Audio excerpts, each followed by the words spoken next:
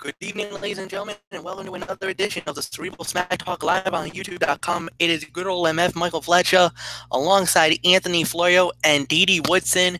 Michael Bullock hopefully will be here with us, within the next few minutes. If not, then we'll see him on Friday night. But we're just going to dive right in. Smackdown live tonight from Kansas City, Missouri at the Sprint Center Arena. And my goodness, what an evening it was indeed. It started out with Shane McMahon and Daniel Bryan, and it definitely got very contentious tonight, folks. It looks like these men are definitely maybe on a collision course. We don't know what it's going to be, but you can definitely see there's definitely a lot of animosity going on between the two men, and it has to involve with the WWE Championship situation. Kevin Owens, AJ Styles, and Sami Zayn, and there's definitely a fight to both men about what's gonna happen, and we'll wait and see what happens. AJ Styles came out as well, interrupted in the segment, and basically like, "Hey, I'm gonna do what I need to do. I want to be the best. I want to be the WWE. I'm going to be the WWE champion going into WrestleMania. And remember, this SmackDown Live is the place that AJ Styles built. This is definitely very interesting to see.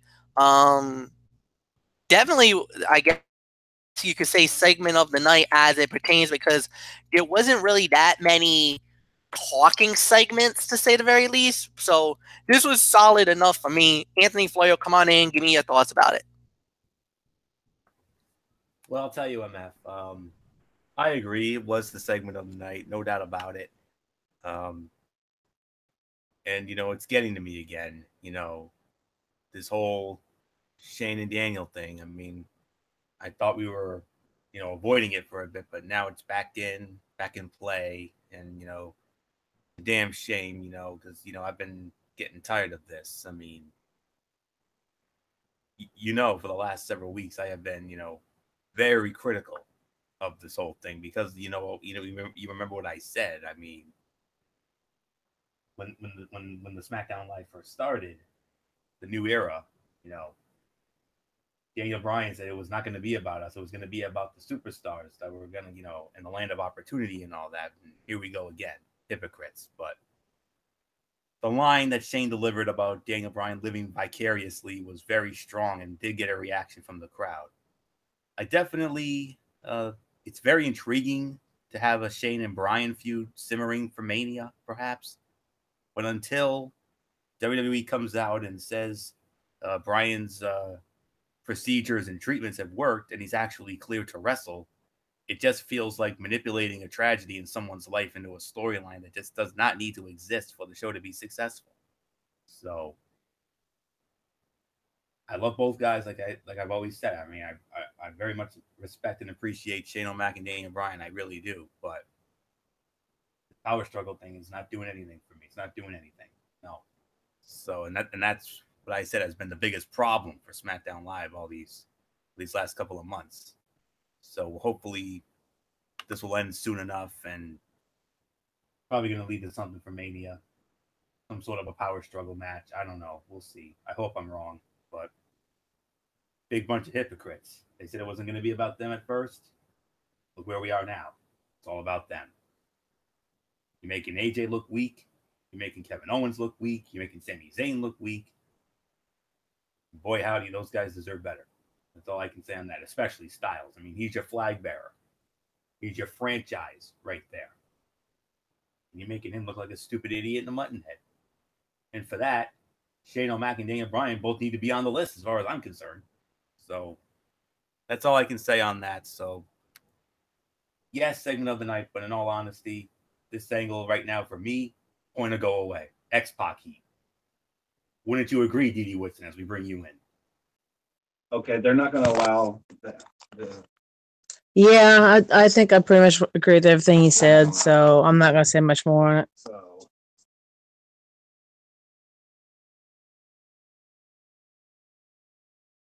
All right, very well, and we're just going to get right into the first fight of the night, which was actually a women's match.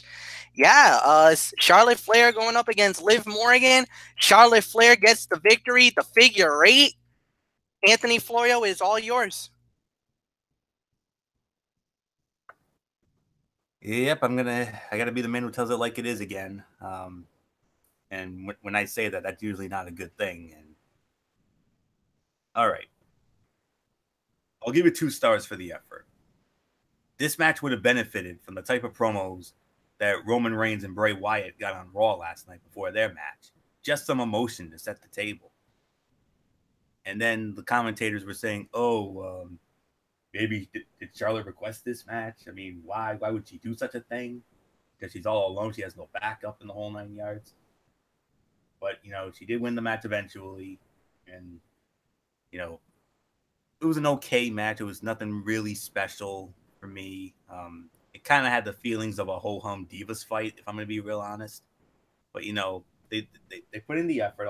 I'll give them, give them an A for effort. But it was nothing. It was not even close to the women's match we saw on Raw last night with Asuka and Bayley.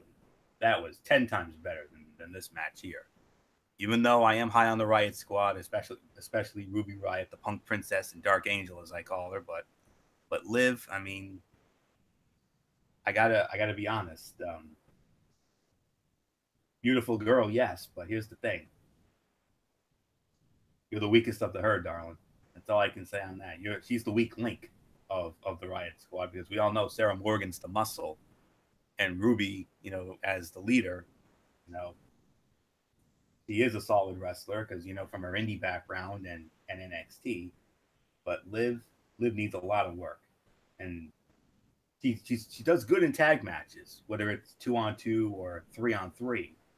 She does good in that because her roles limited in those capacities. But in singles action, she should be nowhere near singles level until she gets the proper amount of seasoning. And if you can give her that proper amount of seasoning, maybe one day she'll be halfway decent. But honestly, right now, is there a single interesting thing going on in the SmackDown women's division right now? The creative team over there should take a long, hard look in the mirror and at what Monday Night Raw is currently doing right now with multiple cohesive feuds happening simultaneously, and compare it to how they can't even seem to think of anything besides cramming the entire division into just one segment a week. Pathetic creative effort that has nothing to do with the talent. And I wish fans like myself and maybe Dee Woodson, our resident women's expert, were more vocal about this. So that's me being the man who tells it like it is. So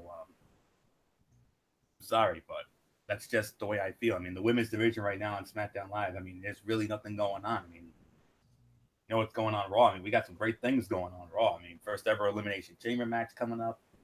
Then you got a nice side match there with Asuka and Nia Jax.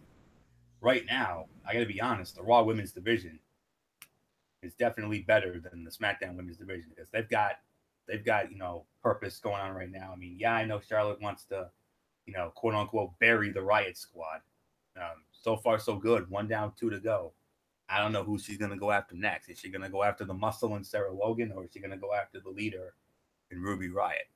So we'll find out soon enough. So little nitpick over. So with that being said, Dee Woodson, I mean, you agree with me about this? I mean, our resident women's wrestling expert. I mean, don't you think Raw right now currently has the better women's division than SmackDown? There's nothing really going on SmackDown Live. That's right. Yeah, SmackDown Live, I don't think they even have a storyline going exactly for the women right now. It's just kind of everything kind of thrown together. Separately. But yeah, I don't even know what to rate this match. What did you guys rate it? I gave it 2. Solid 2. I'll go with that. I mean, I don't think Liv knew exactly what she was doing. They had to throw out the other two. Charlotte's one of the few that actually is a good wrestler on SmackDown. I mean, Naomi's good. Becky Lynch is good. You got a few that are, but there's just no storyline built for them. I mean, right now, SmackDown at least has, Raw at least has the Elimination Chamber that they're building for.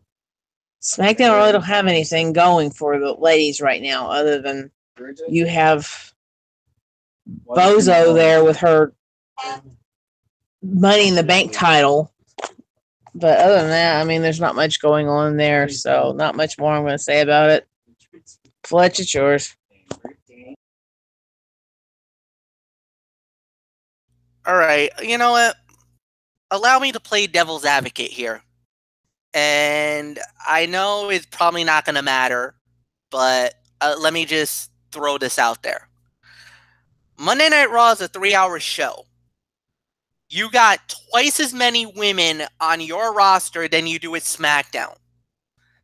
And you can talk about them being whatever, but you got a bigger pay-per-view coming up, and then SmackDown kind of has a B-level pay-per-view heading into the road to WrestleMania. Charlotte's your champion, which is fair enough, but there's no depth behind her.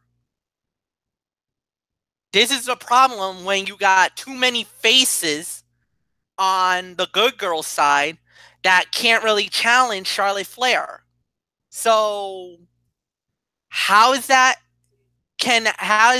a remedy, or how can you have that done over? Well, Becky Lynch, Naomi, Natalya, but you're not using them. For what reason, I don't know. And just for the time fact that it's a 2-hour show, you're putting one women's fight out there this time around. So obviously SmackDown's not going to win any fans over or any ratings, because they're trying to speed the show up and try to cram whatever they need to do in a 2-hour window. Now, if Monday Night Raw ever does go back to the 2 hours, which I'm hearing it will happen, possibly in 2019, 2020, then some of those women on Raw will come back to SmackDown Live. You have an even more balanced roster, and then you can do a lot more than what you're doing right now, honestly. So I get it. I get where the criticism is, especially from you, Florio. But the fact of the matter is that if you remember about a year or so ago, we were praising SmackDown Live and slamming Monday Night Raw. Maybe what happened is some of the SmackDown people is now on Raw, and some of the Raw monkeys and idiots are on SmackDown Live because McMahon wants to elevate your show as the A show. Granted, fair enough, whatever you want to call it, a spade is a spade. So you want to get ridiculously over, very well. I'll get for a Cerebral Viper, and I'll meet you there halfway. So enough is enough, and we'll get right into the next part, which is a cutout, which is the Bludgeon Brothers once again dominating performance, beating two guys, 2 minutes 33 seconds. Then there was a thing about the Usos. So we'll see what happens there. Now we got into something a little bit that was shocking. For the first time ever, this is it. The top 10. Daniel Bryan announced it, and here we go. Number 10 in the top 10 list, Ty Dillinger. Number 9, Randy Orton. Number 8, Becky Lynch. Number 7, The Usos. Number 6, The New Day. Number 5, the United States Champion, Bobby Roode. Number 4, Naomi. Number 3, Shinsuke Nakamura. Number 2, the WWE SmackDown Women's Champion, Charlotte Flair. And number 1 this week, the reigning, defending WWE Champion, the phenomenal AJ Styles. All right, so you know what? We're going to open form this.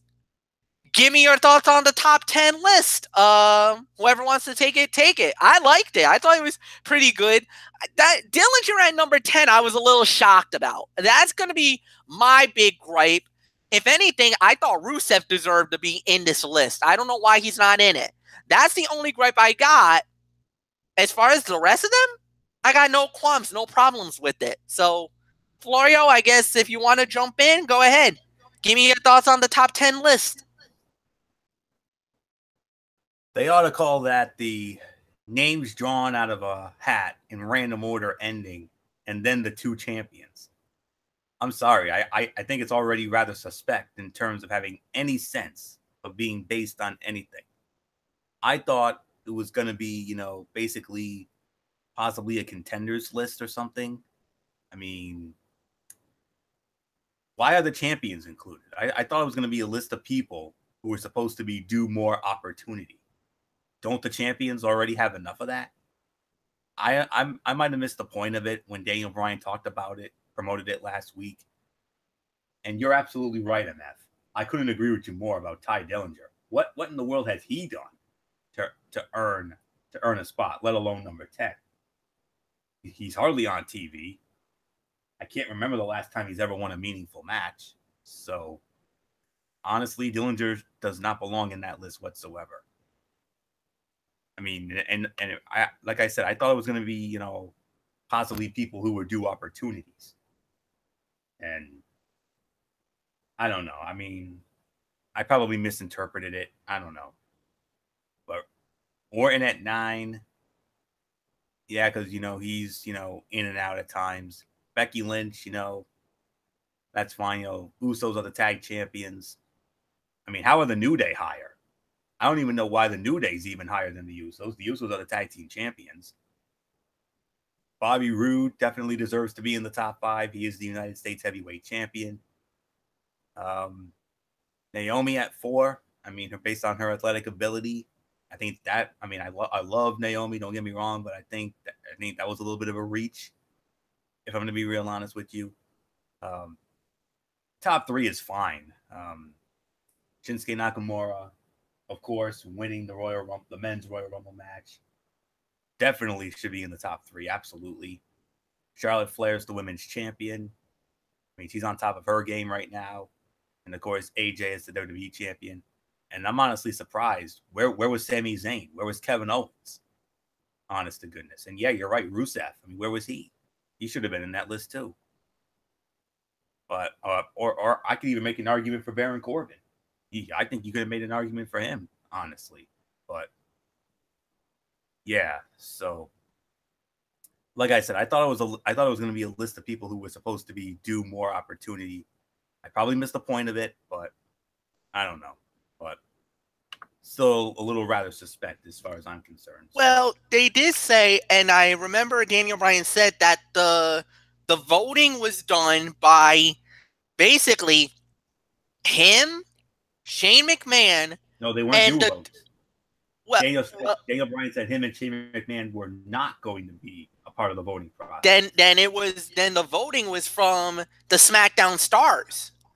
So if anybody's got a gripe, basically it's the SmackDown crew, because remember the superstars themselves could not vote for themselves, but they had to compile a list of the people that they definitively thought that was deserving of this top 10. And the way that it came out, maybe there's people who likes more than others. It seems like it's a popularity contest for Ty Dillinger to get at number 10. Maybe there's something that might be a diamond in the rough. Maybe there's something that the SmackDown wrestlers, stars, are saying, this guy deserves an opportunity. You know, he's good enough for it. I mean, if you remember, he was involved a little bit in the United States Championship storyline about a year or so ago. And I don't know. Maybe there's something there. We'll have to wait and see. Well, that's it for me. All right. I don't think she'll probably want to go, so we'll just move on. And then the next thing we have was for the United States Championship. It was Bobby Roode versus Rusev, winner of the bout. And still, the United States champion was Bobby Roode. But then a Viper was lurking. Next thing you know, hey, Glorious. Why don't you say, you think you're glorious? I got one word for you.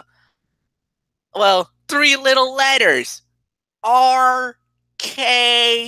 Out of nowhere! Randy Orton strikes an RKO on Bobby Roode. Then he turns around, hits Aiden English, hits Rusev. Uh-oh. The Viper's lurking. I think somebody might be slithering, looking at that US title, thinking, this might look pretty good in my little trophy collection. If I remember, he's never been a United States champion in his career either. I think we can all agree this is probably the fight of the night. So, Didi Woodson, am I correct on that assumption? Roode and Rusev, top fight of the night? Yeah.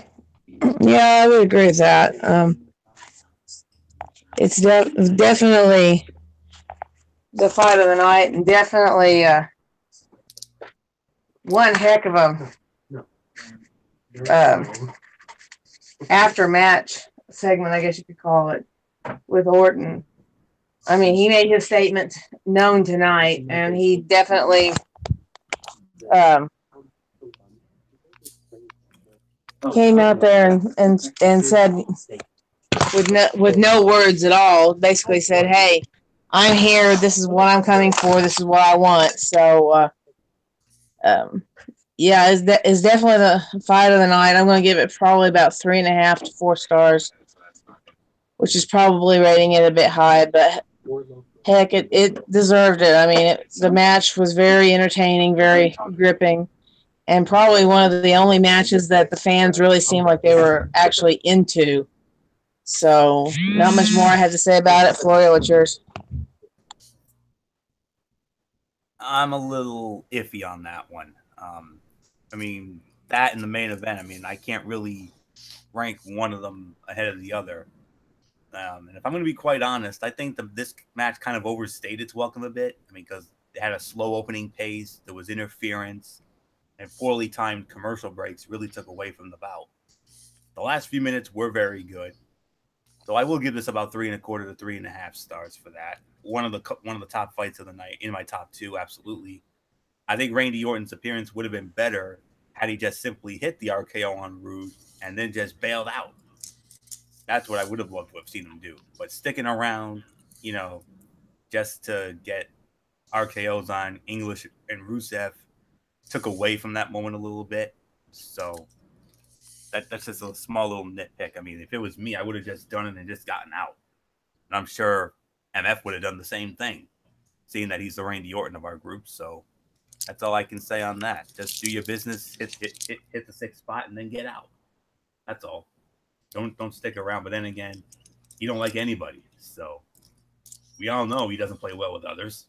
So we've even heard him say that in the past during one of his promos. So that's just because that's the guy he is. Like I said, it would have been even cooler if he had just did it and then just gotten right out. And yes, you're absolutely right, MF. I mean, Orton's done everything there is to do in WWE. He's won the WWE Championship. He's won the World Heavyweight Championship. He's been a tag team champion. He's been the Intercontinental Heavyweight Champion. He's won 2 Royal Rumbles. He's won a Money in the Bank contract. The only thing he's left to do is win the United States Heavyweight Championship. That's the one title that's eluded him, provided he doesn't get traded to Raw in a superstar shakeup.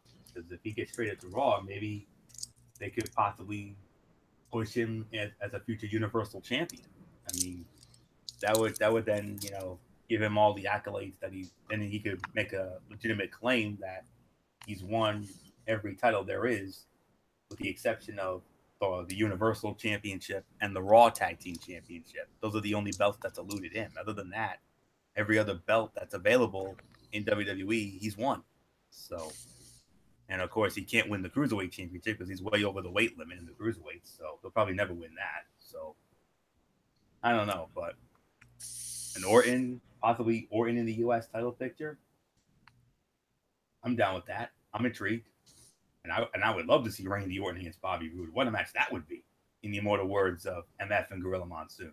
So sign me up. I'm for it. I'd love to see it. That could be 3.5 to 4 easy based on the bodies of work. So, looky there. Finally, something positive about this show tonight. I didn't think that was going to happen, but well done. Let's move on. All right. The next thing we had was a one-on-one match. Well, a tag team match, I should say.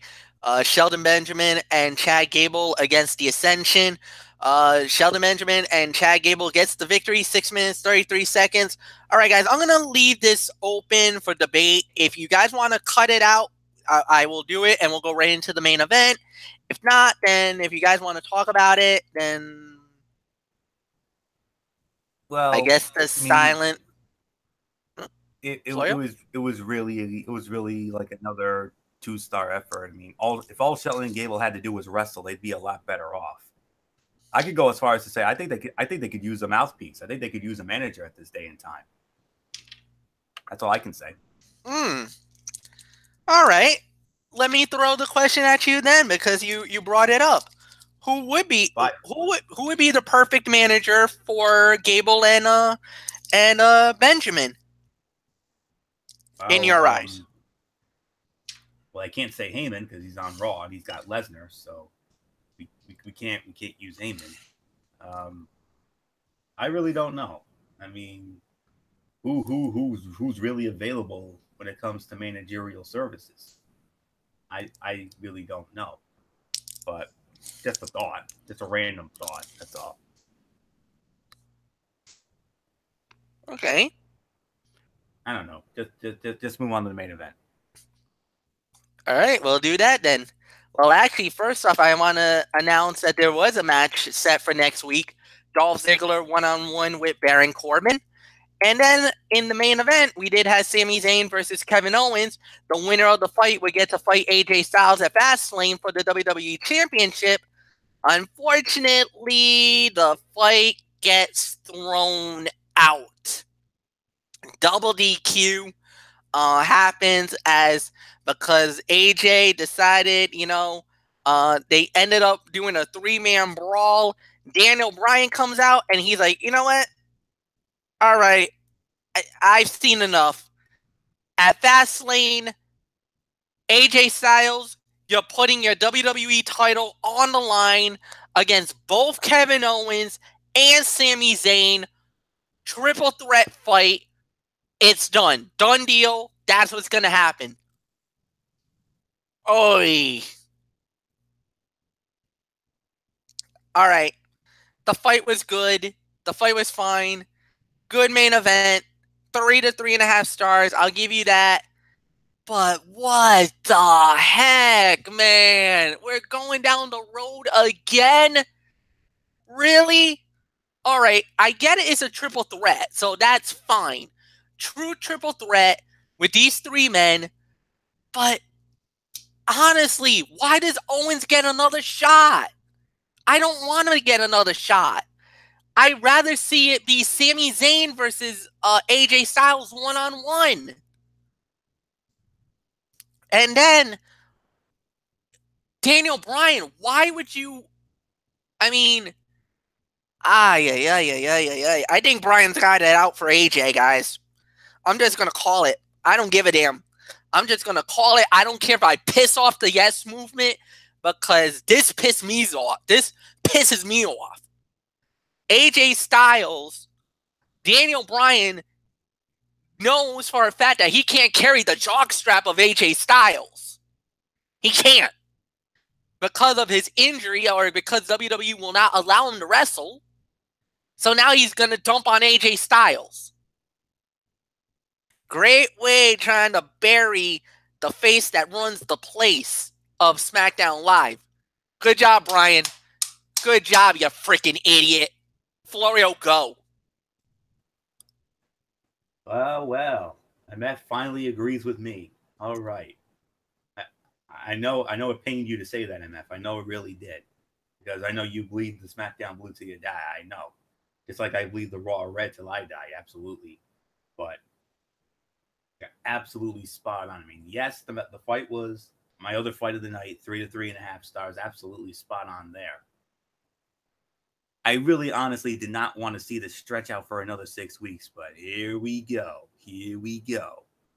Match tonight was very good, and there's no reason to assume different of the triple threat, but this feud is on not just any type of fumes. It's on harsh fumes, if I do say so. Adding more Bryan and Shane drama to the mix does not do much for me either. I will be pleasantly surprised and shocked if the writing improves now that Kevin Owens and Sami Zayn have reason to be skeptical of one another. But I ain't holding my breath. No way. This is why SmackDown Live, this is the main reason why I've been saying over the last several weeks and months on our shows that SmackDown Live's on the decline and Monday Night Raw is on the rise. And we don't have nonsense like this on Raw. Absolutely not. No way. So, and MF made the point earlier. They're making Raw look like the A show. Newsflash, it's always been the A show. Remember that.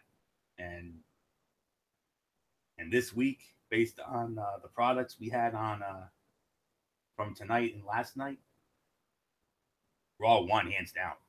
That's all there is to say on that. Yeah, there's a few positives, but way too many negatives, way too many less positives. What happened to the SmackDown Live that when this thing first started was whooping Raw every week and putting on wonderful shows, putting on, quality shows week in and week out. Instead, they give us, meh every week. If SmackDown Live is gonna, hang with Monday Night Raw, they got to be that SmackDown Live that, was putting on the quality television week in and week out. If I could sum this all up tonight, did SmackDown Live put on a quality episode? Absolutely not. Last night's Monday Night Raw, that was a quality show. This tonight, one word. Meh. Sorry, Edie Woodson, your thoughts?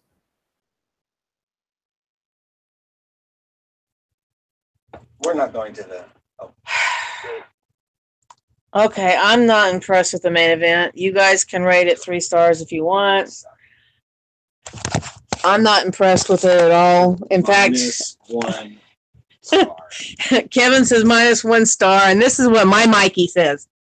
Hi, by the way, this is dope. I've never been on a live thing before. That was a bullshit match.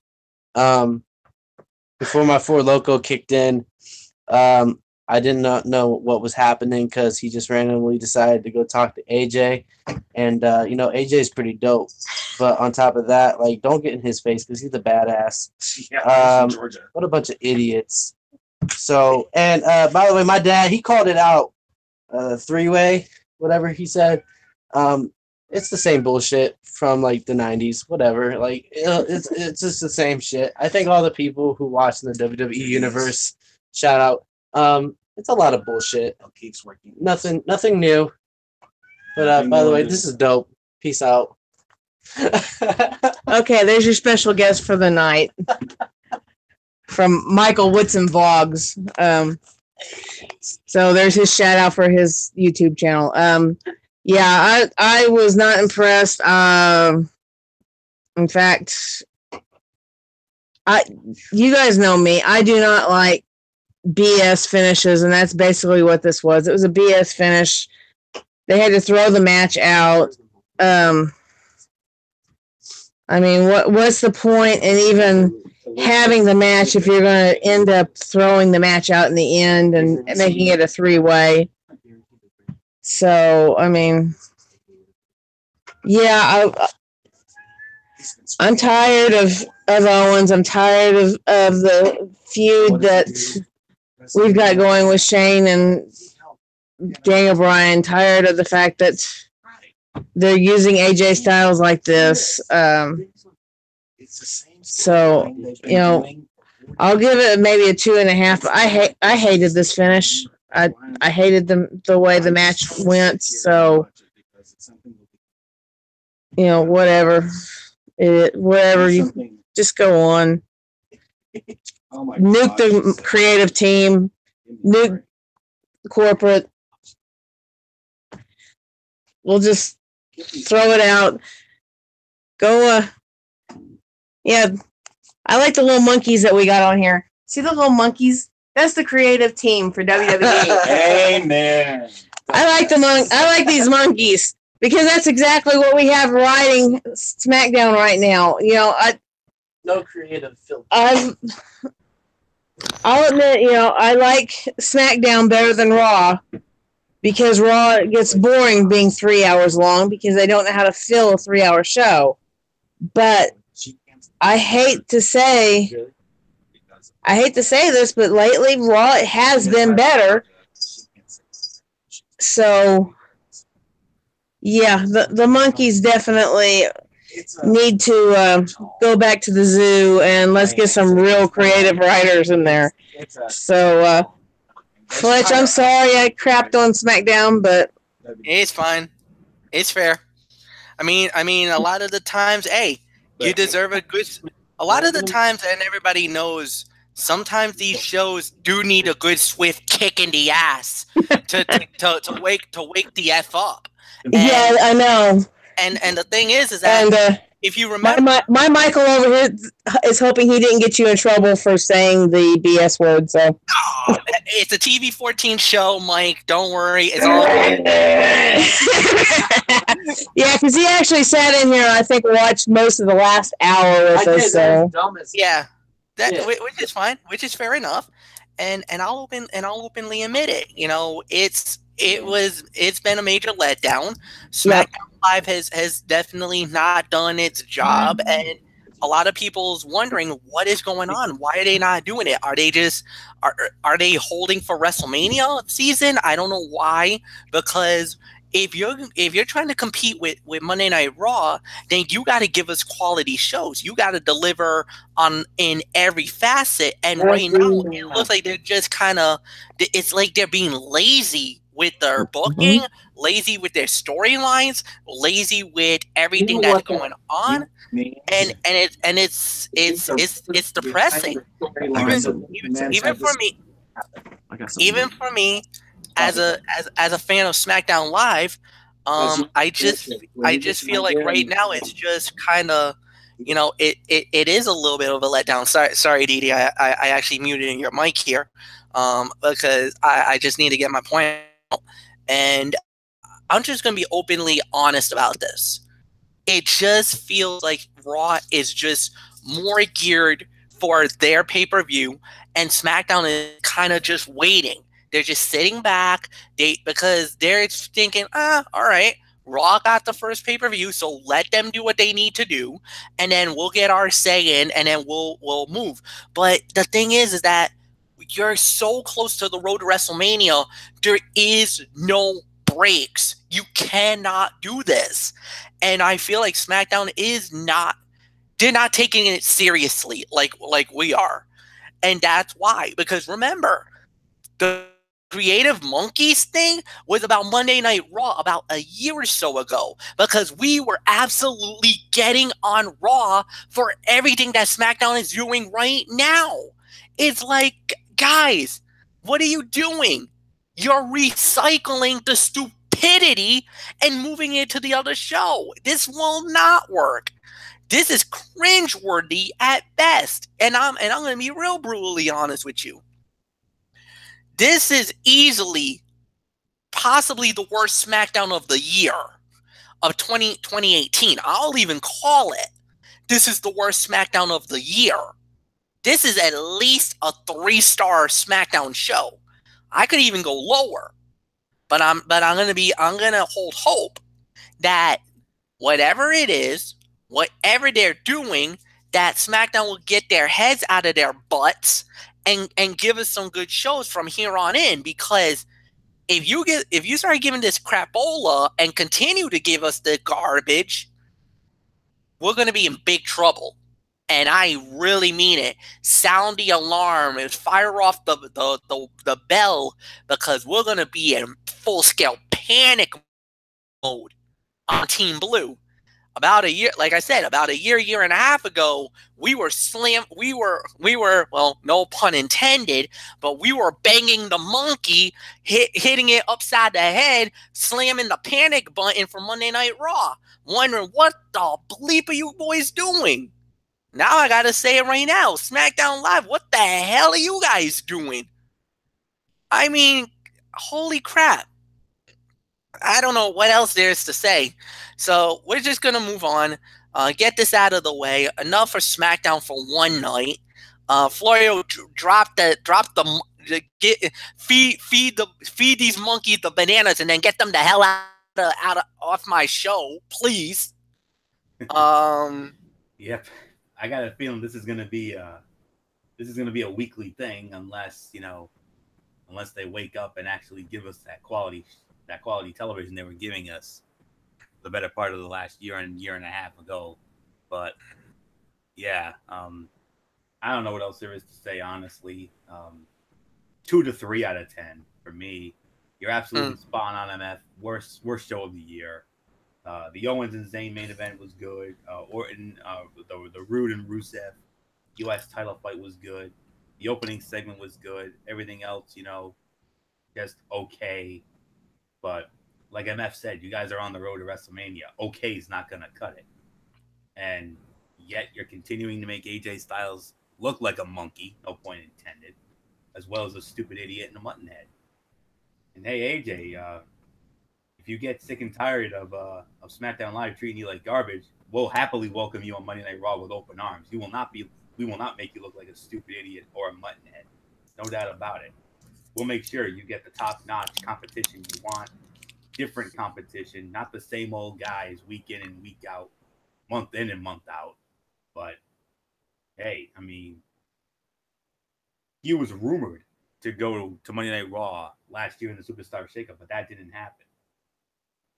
The only good thing that's coming, I mean, WrestleMania, like I said, WrestleMania cannot get here fast enough. I mean, once he and Nakamura hit the Superdome, then we'll take back every mean thing we've been saying about SmackDown Live right now, because it's not just gonna deliver, it's gonna over deliver. We all know that. It could probably be even better than the Wrestle Kingdom 10 bout.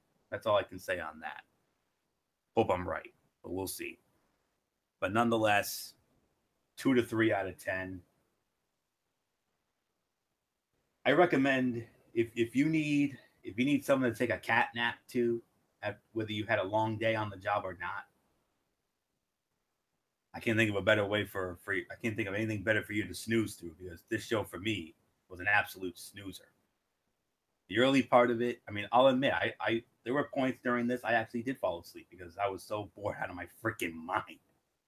So that's all I can say on that. So listen up, SmackDown Live. I'm just gonna say it right here and right now. You're giving us feudalism. That's what it is. This is feudalism. It bores us out of our freaking minds, especially me. And I feel bad for MF, and I feel bad for all the wonderful folks who are SmackDown Live fans. I mean, you all deserve better than this nonsense. Monday Night Raw right now is the A show. It's always been the A show, even when SmackDown Live was, running roughshod over us about a year and change ago. But now the shoe's on the other foot. You want quality wrestling, folks? Tune in 8 o'clock on Monday nights. Then you'll get quality wrestling. Hell, I could even say 205 Live.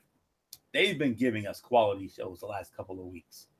And from what I heard, they gave us another quality show tonight. 205 Live right now is even better than SmackDown Live.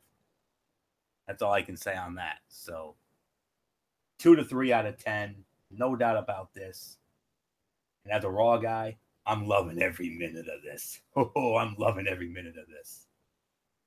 Just goes to show you, Raw's the A show. It always has been the A show, and it always will be the A show. Period. End of quotation. End of statement.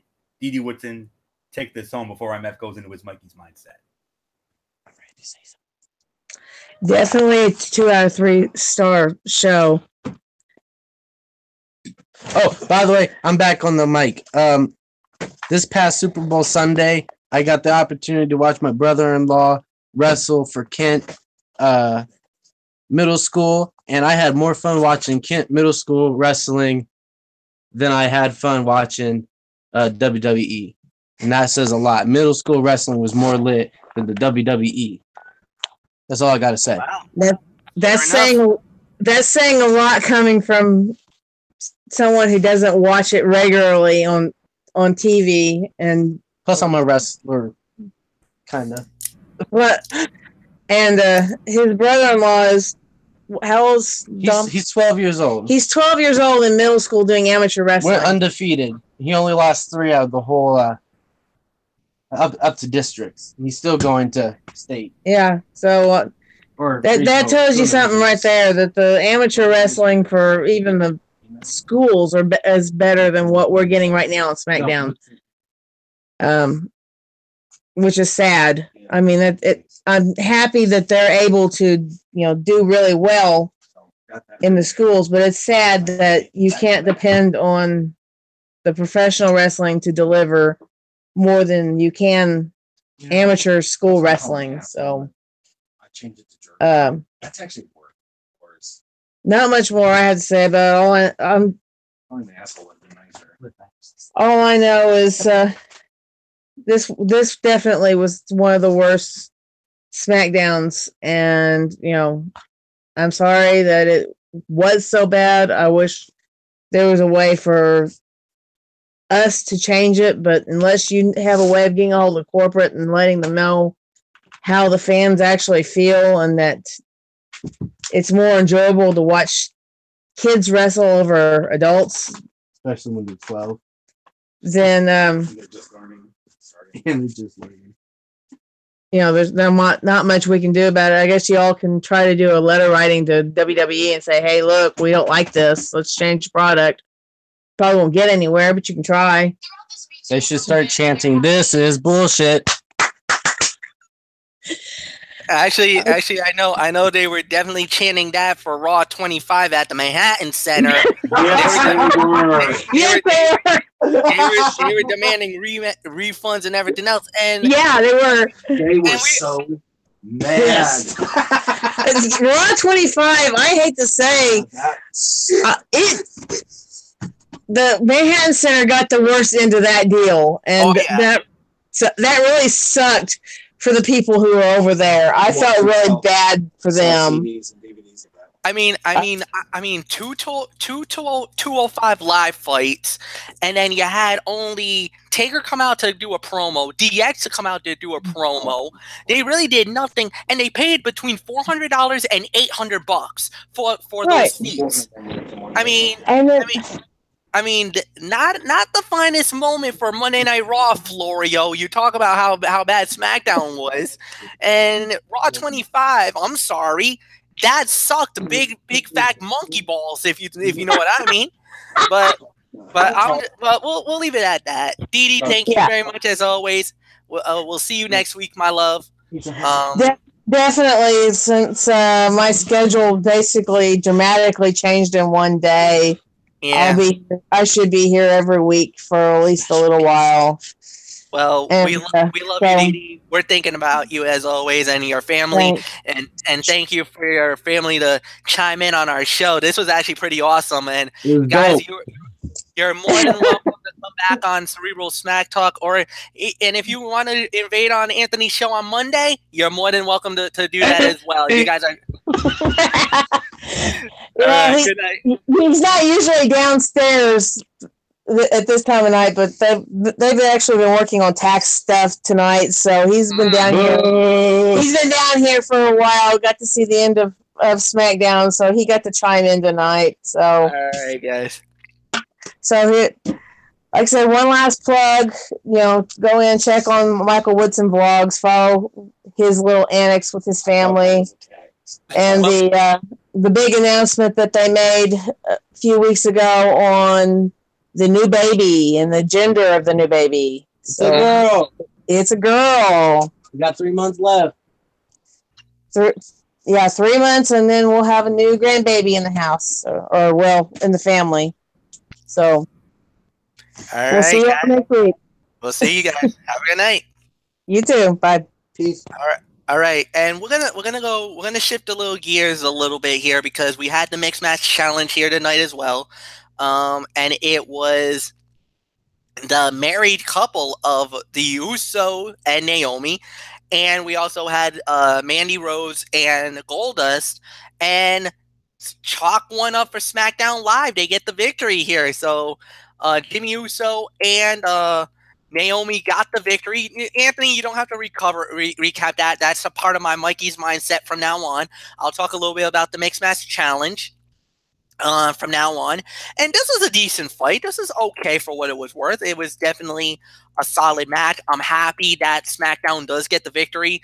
And they also have just announced that next week on the mixed match challenge, it is going to be Bayley and Elias versus the other married couple on SmackDown Live, which is Rusev Day and Lana.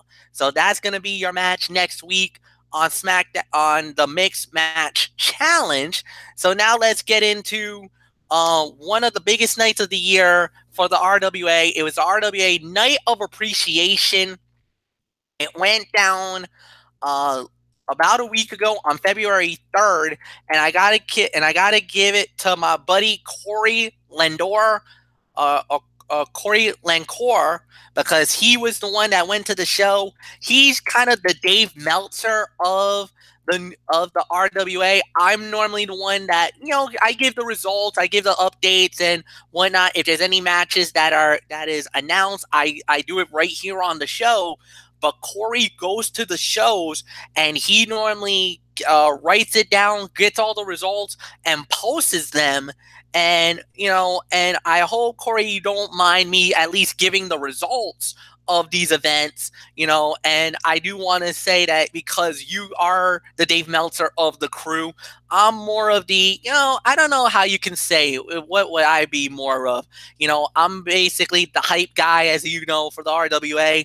And let me tell you guys, if you have not seen a show, go out of your way to watch an RWA event. You will not be disappointed. You think 12-year-old independent wrestling from them is really good, you should watch RWA wrestling from Rhode Island, man. I'm telling you, they're definitely doing it grand style. They're doing it even better than WWE SmackDown Live and maybe even Monday Night Raw too. Sometimes they do better than Raw, and I'll openly admit that. So first fight of the night, we had first the show started where they honored Frank Champion during the days when he was known as the Fury, becoming the heavy hitter. And we had a stacked deck, standing room only crowd. Yes, the SRO sign was up for this show as the Chop Shop in Pawtucket, Rhode Island was sold out. And we started it with Nick Delta going one-on-one with Tony the Tuna. Yes, Nick Delta gets the big victory here because this was his debut fight in RWA. But then he actually had, let's just say Nick Delta brought a little bit of some trouble.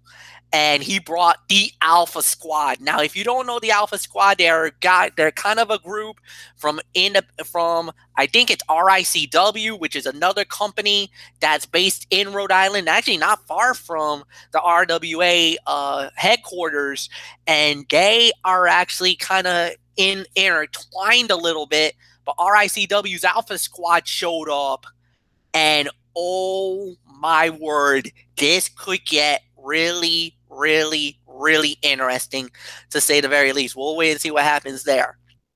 So the next fight of the night we had the Underground Death Machine. They went up against the Wild Hammers, Davidson, and when it was all said and done, it was the Davidson pins Rome's to get the victory.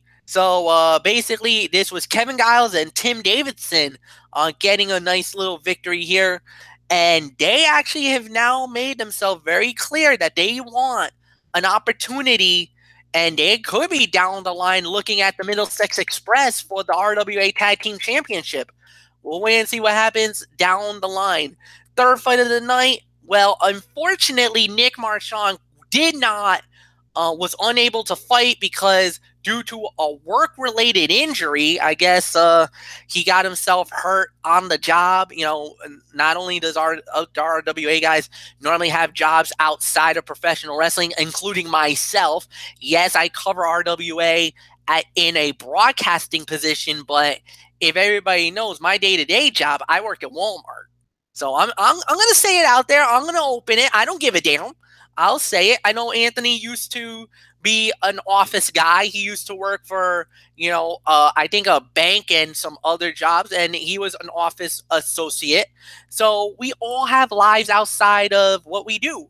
So the next thing we had was, instead of Mike Grassa fighting Nick Marchand, it was David Baker who took on the fight. Well, the fight ended in a DQ because it ended up turning out that, well,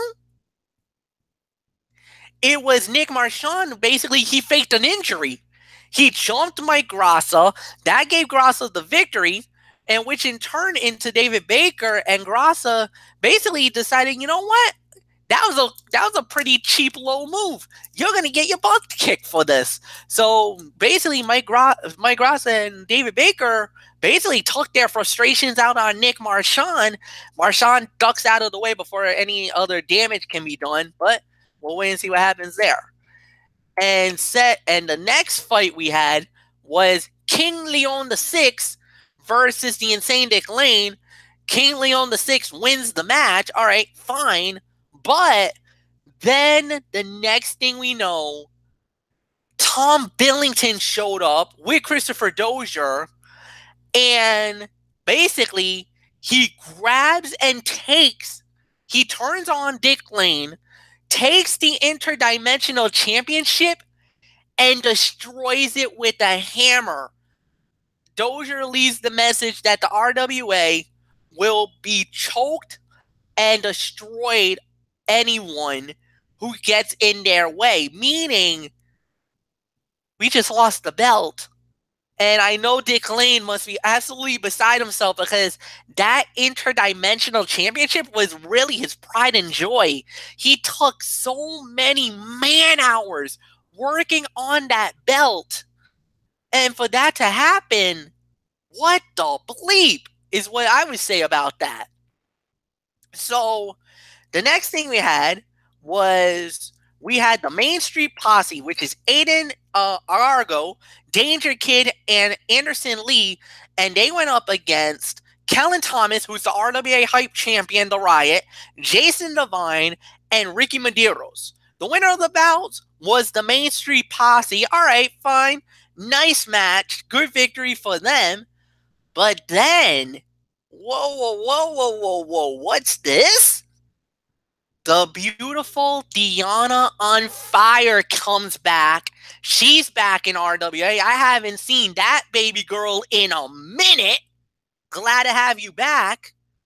But she started putting the moves and kind of started looking at the interest of the RWA Hype Champion, Kellen Thomas.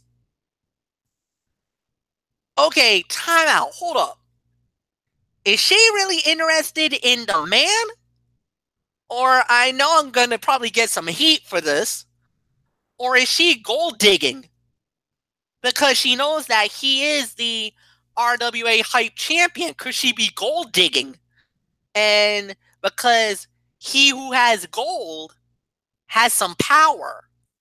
Now, the Hype Championship is the equivalent of, I'm going to openly admit this. This is like their version of the Intercontinental title or the United States Championship. Could this be very possible that she might be interested in him just for the belt? I think I might want a Wrestling Form exclusive, and I want my producers to try to see if we can get either Kellen Thomas or Deanna on Fire on this show. And guys, we need to get this done ASAP because I want to get to the bottom of this before anybody else does. If Corey Lancora can do it, that'd be great. I would definitely sign up on that as well to have him do the interview on our behalf. But I want to find out, and especially because I've already had one run-in with the Secret City outfit back in the day where she was a member of them. I want to know maybe if I can get another opportunity, because I would definitely like to talk to Kellen Thomas, get his thoughts about this, see what his mindset is. But I need to talk to Deanna because I want to see what her motives is. And let me tell you, man, she is beautiful, but she's also pretty devious. She is definitely, we got to wait and see what happens. We'll got to wait and see what happens. So, the next thing we had was Shay Cash goes up against Sean Leader. Sean Leader loses to Shady Shay Cash, but then a really cool moment happened. After the match, they honored Frank Champion for all of the accomplishments that he did in his career, his legacy, his wrestling, and it was definitely one of my favorites of the night, and I gotta wish him nothing but the best. Thank you so much for everything you've done, Frank Champion. I got to meet you a couple of times during your days when you were wrestling. It's in East Providence, at the old Chop Shop Improv, and I actually got to see you once in the Pawtucket, and this was right before you had made your announcement that you were leaving professional wrestling altogether. My man, I wish you nothing but the best. Good luck, whatever you do in your career, man. You're definitely going to be missed, especially in the New England area. You're one of the good ones, man, and I wish you nothing but the best. Next up we had was a Fatal 4-Way, guys. This match was to determine the number one contender for the Hype Championship, and in a very major twist, we had the classic Calvin Strange, LDB, Izzy Star, and then Nick Marchand somehow snuck his way into the fight. Next thing we know, Nick Marchand's the number one contender. So Kellen Thomas, Riot, homeboy, get ready. You got Nick Marchand coming down the road very soon, man. And I wish you nothing but the best. So the next fight we had was Judge Logan Chambers versus Asana, and unfortunately the match ends with Judge Logan Chambers winning the fight. And let me tell you, a lot of people were calling bull crap on this. After the match got restarted by a Judge Judy, I don't know what that is. It seems like she's an attorney who forced the restart. Either way, the judge who promotes justice, he made now this is from Corey saying a miscarriage of justice on this one. Poor Asana, she had him by submission for crying out loud. But whatever the case may be, Asana loses the match, and yeah, I mean, oh man, what a hard break that was, to say the very least. Then we had a mega fight. This was the biggest fight of one of the biggest fights that we had, as it was as we had in this one an 8-man tag team fight. This was Jimmy Hansen, the Irish Warrior, Alex Corvus, and Cipriano Abruzzi. Cipriano Abruzzi. He went up against T Phoenix, AJ Phoenix, and then Eddie Vegas, and get this, guys, former XWA champion, Antonio Atama. He showed up at RWA. This place exploded. They lost their minds on this, because when you have the former XWA champion make a debut or a return to RWA, holy goodness is all I gotta say. But it wasn't enough, because the Foundation got the victory. The Foundation beats T Phoenix and his soldiers on this night. My goodness, my goodness, my goodness. What is there to say? And then the next fight of the night we had was Jack Connor versus Chris Sterling.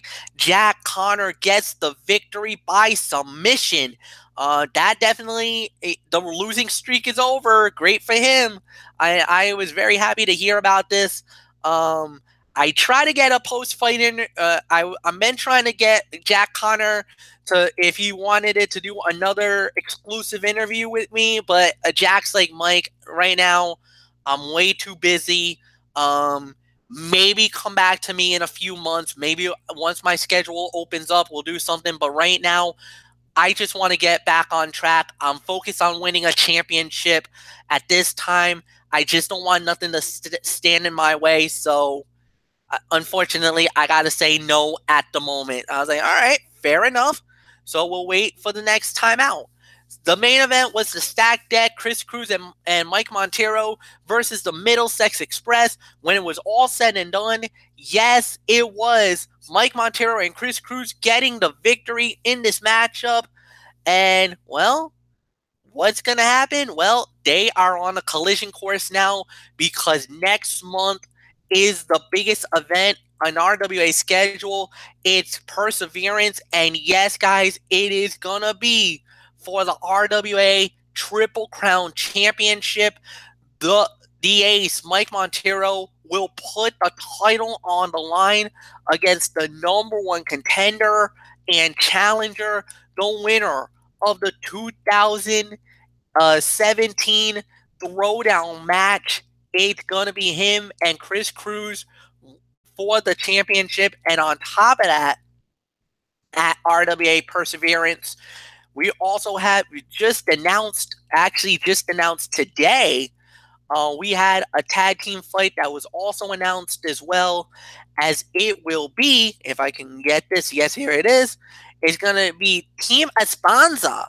They're going to be teaming up against the Middlesex Express, and it will be for the RWA Tag Team Championship. The title is on the line in this big event. Like I said, there's going to be some more news coming out in the upcoming weeks. And just to let you guys know, the big event, Saturday night, March 3rd, starting at 7 p.m. Eastern from the Chop Shop in Pawtucket, Rhode Island. And I will give you more information as it becomes available, as tickets are currently on sale right now. For adults, it's $10. For kids, 5 years old and for kids under 13 years old, it's $5. And you can also get VIP seating. That's for $15. If you do get VIP seating, you get front row seats to the show, and you go home with an RWA Perseverance poster.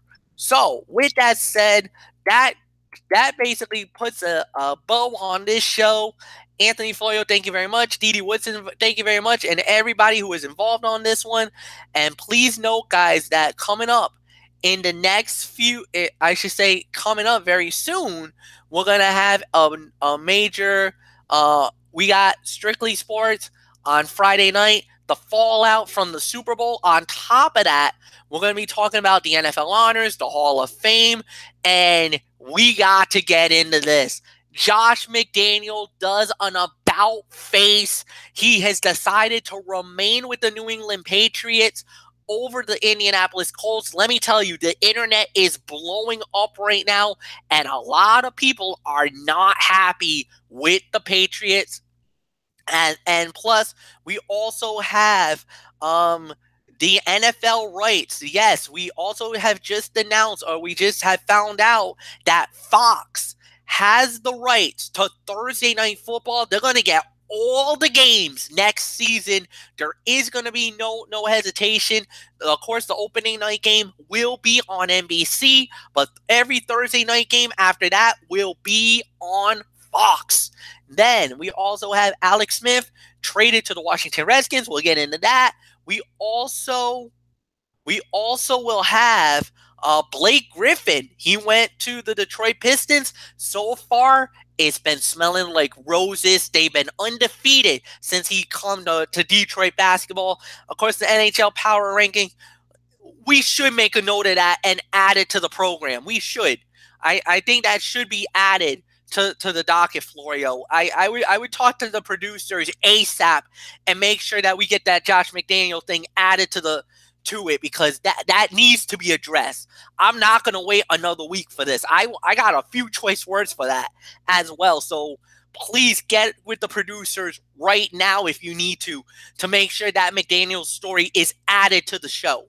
So 10:30 Eastern on the Tone 25. Until then, I'm Mike Fletcher. Have a good night, everybody. So long for now.